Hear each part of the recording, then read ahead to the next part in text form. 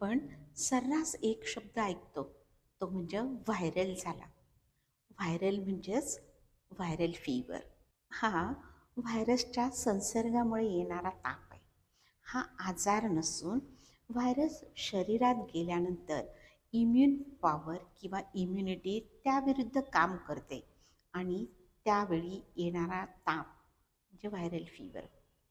शिंका किंवा खोकल्यातून बाहेर पडतो. हवेतून पसरणारा व्हायरस, दूषित पाणी किंवा अन्न, तसेच संसर्ग झालेल्या व्यक्तीच्या संपर्कात आल्यास हा ताप येतो. काय बरं लक्षणे दिसतात यात? सततचा ताप असतो, सांधेदुखी असते, कमी अधिक प्रमाणात अंगदुखी असते, डोके दुखते, सर्दी होते, खोकला असतो, अंगावर कधीकधी पुरळ येतात, जुलाब बसतात, अशी अनेक लक्षणे दिसून येतात. ताबडतोब करायचे उपचार म्हणजे जास्तीत जास्त विश्रांती घ्यावी, किमान 7 ते 8 तासाची झोप असावी. पचायला सोपा आणि हलका आहार घ्यावा. पाणी, सूप, ताक, डाळीचं पाणी यांचा समावेश करावा.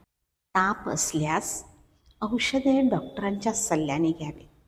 अँटीबायोटिक्स स्वतःहून घेऊ नयेत. डॉक्टरांच्या सल्ल्यानुसारच औषधे घ्यावी. ताप अंगावर काढू नये किंवा घरीच राहू नये. तर केव्हा बरं डॉक्टरांचा सल्ला घेता येईल? 3 दिवसापेक्षा जास्त ताप असेल, 102 डिग्री फॅरेनहाईट ताप असेल आणि ताप चढ उतारीचा असेल, अंगावर लाल पुरळ असतील, श्वास घेण्यास त्रास आहे, अशक्तपणा आहे, अशा वेळी डॉक्टरांचा आवर्जून सल्ला घ्यावा. घरीच वेळ काढू नये.